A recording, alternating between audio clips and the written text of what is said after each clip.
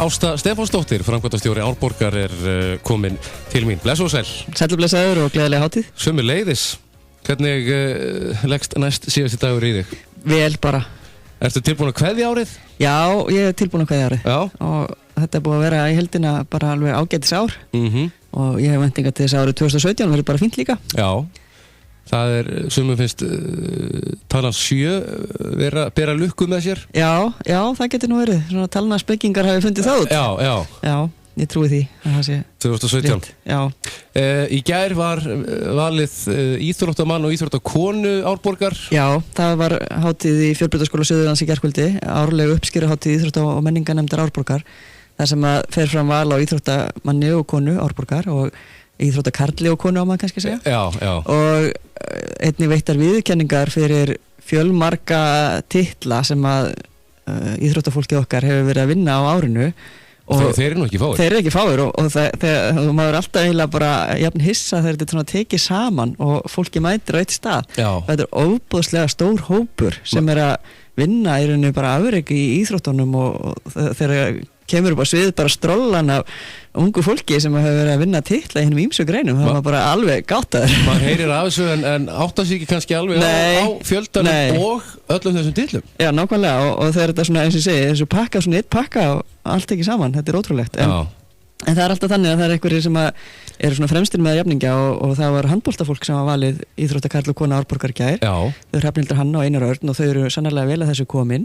Búin að standa sig gríðarlega vel. Búin að standa sig vel og margir þarna á sviðinu sem hefðu staðið sig mjög vel og það voru alveg fleiri sem hefðu getað fengið titilinn en þau voru valin fremst. Það er alltaf einhverjir sem standa upp úr Já, það er bara þannig og hérna við erum bara svo heppin hvað hefur mikið af glæsilegu íþróttafólki og sem að vinnur svo sannarlega vinnuna sína vel. Það er mikil gróska.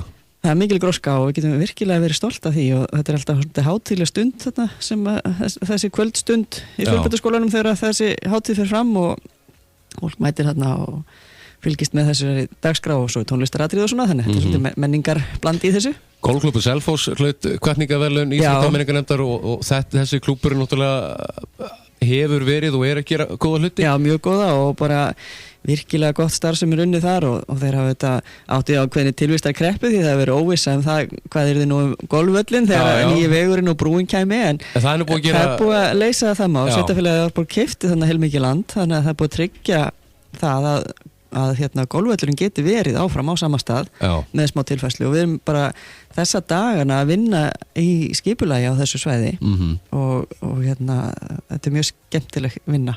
Hvað með brúna, fyrst þú nefndir hana? Já. Er hún komin eitthvað lengra heldur en bara á blað?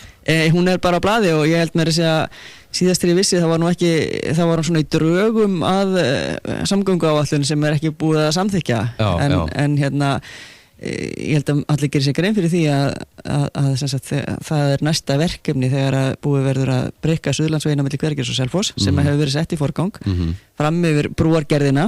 Það verður tekið fram yfir að þá er brúin næsti kafli en auðvitað munu sveitarstjórnir á Suðurlandi halda áfram að hamra á þessu því þetta er brýnt mál. Já, þetta er eitthvað sem verður gert. Þetta er eitthvað sem verður gert, já. Ég held það sé nokkuð ljóst og svo að formleg staðfesting samgönguáætlunar liggja ekki fyrir.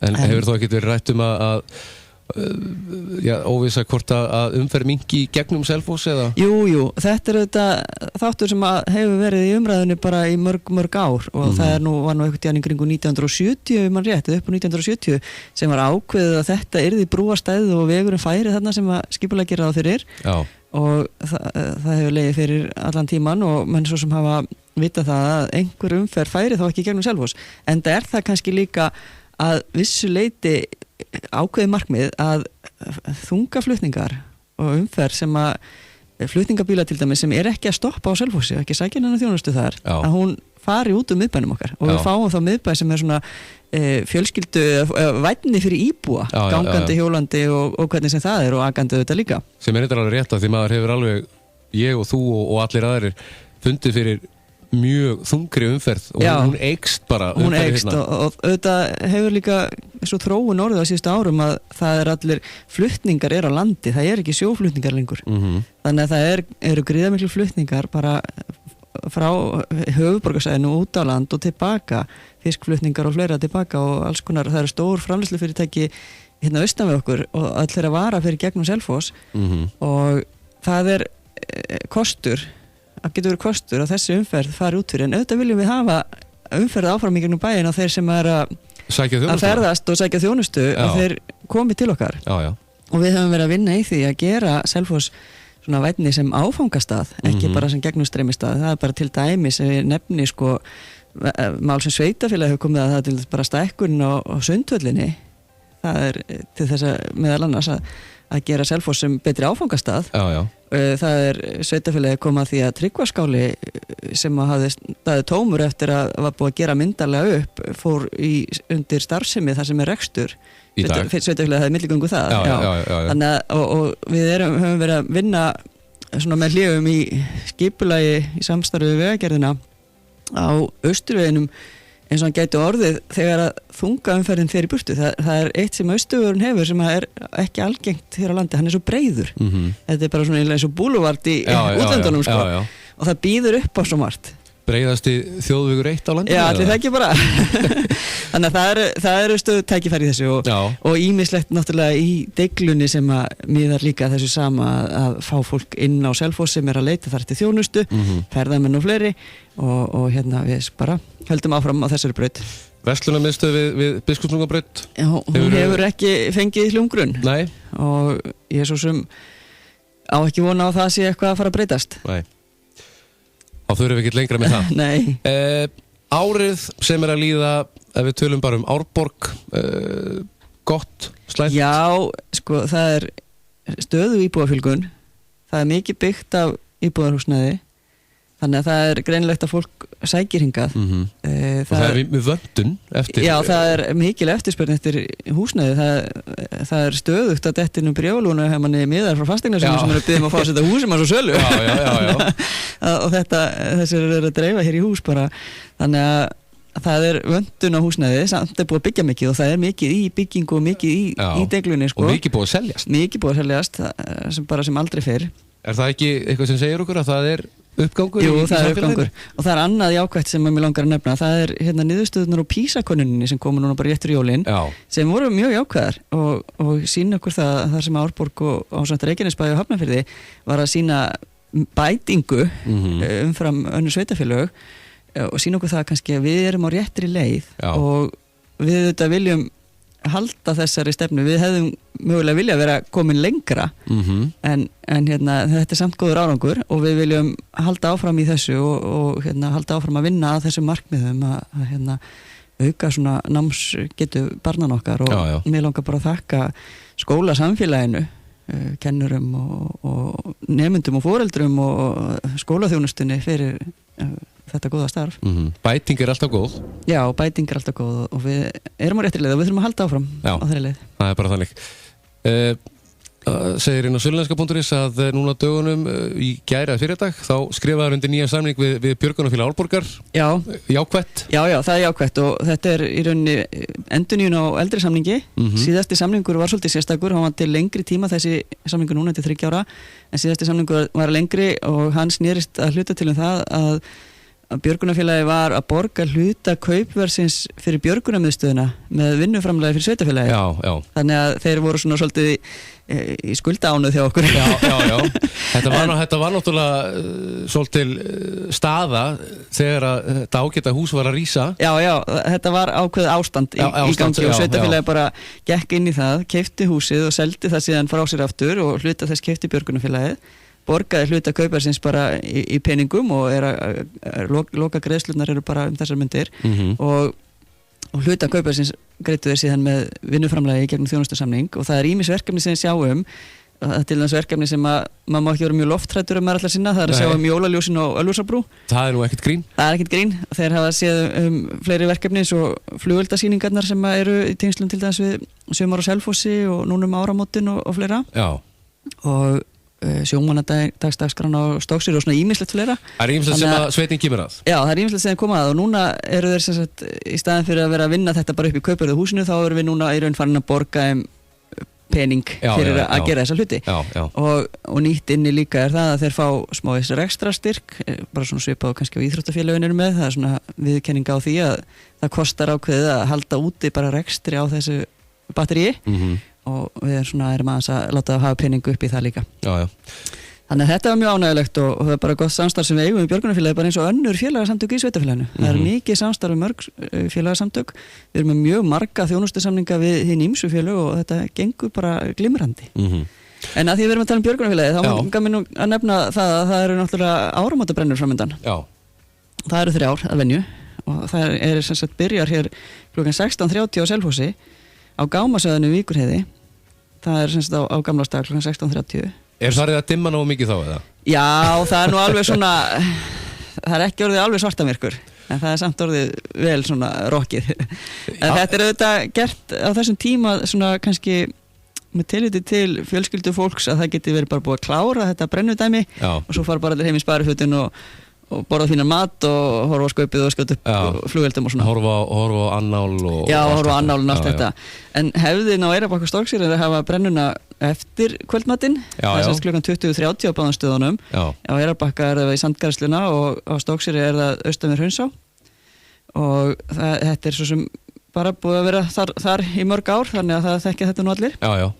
Og það er í tengslum við brennuna á Selfossi er björgunarfélagið með smá flugveldasýningu og svo langar mér líka að minna á það að 2. janúar það er hefð fyrir því að 2. janúar sé björgunarfélagið líka flugveldasýningu í bryggjunni á Stokkseyri. Hún er alltaf mjög flott. Hún er mjög flott og ég hvet fólk til að mæta, fólk gleymir þessu svolítið en þetta er virkilega flott flugveldasýning og það er eitthvað sem gerir það þegar að vera að skjóta flugveldinu upp svona yfir svartan hafflutin þetta magnast svolítið upp, bæði hljóð og mynd ef svo má segja. Magnað að vera þarna og upplifa drunurnar. Það er alveg magnað og ég bara hvet fólk til þess að mæta. Algjörlega. Það verður örugglega bara gott veður. Það spáir góðu veðri núna.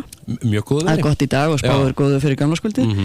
Og það er nú eitt af því sem fylgir þessum gamlárskvöldi, það er að skjóta flugveldum og mér langar að minna á það að það eru flugveldasölur hér.